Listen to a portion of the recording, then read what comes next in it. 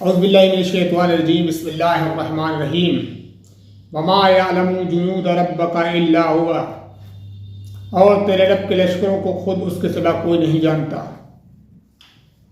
اللہ تعالیٰ انسان کی کس طرح غیب سے مدد کرتا ہے یہ سوائے اللہ تعالیٰ کے اور کوئی نہیں جانتا۔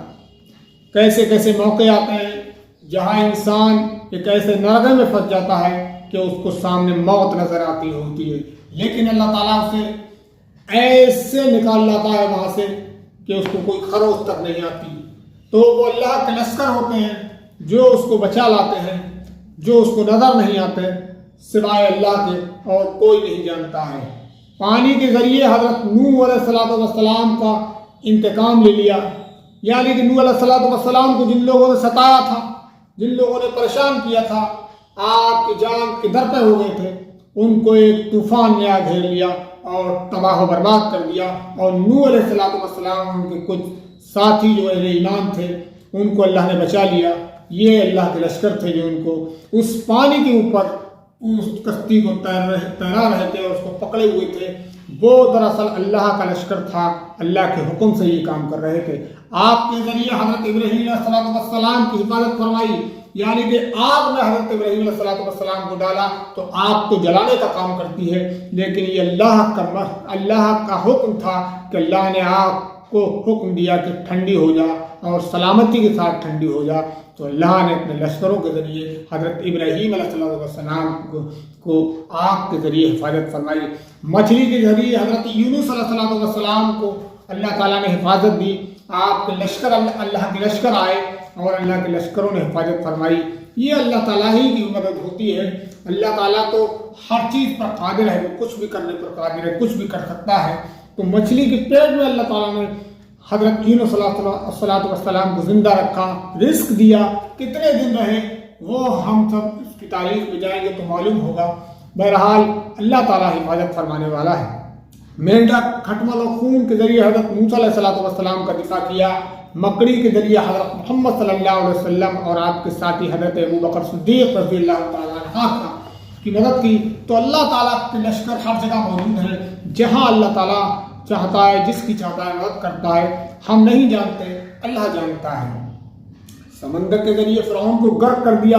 اللہ تعالیٰ اس پہ بھی قادر ہے کہ انسان کے پاس سارے وسائل ہوں، ہر جو ہے فیسلٹیز اس کے پاس موجود ہوں، لیکن اگر اللہ کو اسے برباد کرنا ہے، اللہ کو اسے تکلیف دینا ہے، اللہ کو اسے جو ہے غرق کرنا ہے، تو پھر اللہ تعالیٰ اپنا کام کر کے رہتا ہے۔ سارے وسائل، ساری تدبیریں، ساری پلاننگ فیل ہو جاتی ہیں۔ اللہ کے آگے نہ کوئی پلاننگ چلتی ہے، نہ کوئی تدبیر چلتی ہے، اور نہ کوئی بھی شخص کچھ بھی نہیں کر سکتا اللہ تعالیٰ کے آگے۔ مچھر کے ذریعے نمرود کو رسوا کر دیا۔ ایک مچھر ایک نمرود کے سر میں اللہ تعالیٰ نے ڈال دیا، اس کو رسوا کیا، تباہ کیا، برباد کیا۔ اللہ تعالیٰ ایک چھوٹے سے مچھر سے بھی کام لینے پر قادر ہے۔ معمولی سے حشرات الارض کے ذریعے مشرقہ قریش کو ختم کر دیا۔ مکہ کے دروازے پر ہاتھی والا لشکر پہنچ گئے۔ اللہ تعالیٰ نے کنکریوں کے ذریعے ان سب کو تباہ و برباد کر دیا، اور وہاں مکہ والوں کے پاس کوئی لشکر نہیں تھا۔ مکہ والوں کے پاس کوئی لشکر نہیں تھا، اللہ کا لشکر آیا اور اس نے مدد کی اور وہ تباہ و برباد ہو گیا۔ لیکن اس وقت رب کا لشکر تھا، یہ سارے لشکر اللہ تعالیٰ کے تھے، ساری موقعوں پر مدد کرنے والے اللہ کے لشکر تھے۔ مکہ والے میدان چھوڑ گئے، وہاں ابرہہ کا لشکر تھا اور سامنے اللہ کا گھر تھا۔ عبد المطلب دور کھڑے ہوئے تھے، ان کی تلوار نیام میں تھی اور وہ دعا کر رہے تھے کہ اے اللہ، بے شک ہر انسان اپنے گھر کی حفاظت کرتا ہے، تو بھی اپنے گھر کی حفاظت فرما۔ صلیب والوں اور صلیب کے پجاریوں کے مقابلے میں اپنے اطاعت شعاروں کی مدد فرما، لیکن اگر تو انہیں ہمارے قبلے کے ساتھ چھوڑ دینا چاہتا ہے تو یہ تیرا فیصلہ ہوگا۔ اللہ نے ان کی دعا قبول کر لی اور اپنے ابابیل کا لشکر بھیج دیا۔ اللہ کا لشکر تھا، وہ پاک اور برتر ہے وہ ذات، پانی، آگ، مچھر، چوہے، کھٹمل، مینڈک، سانپ، کیڑے مکوڑے اور ابابیل پرندے سبھی اس کے لشکر کا حصہ ہیں۔ یہ کائنات کا لشکر ہے، اور اس کائنات میں جو بھی ہے وہ اس لشکر کا سپاہی ہے۔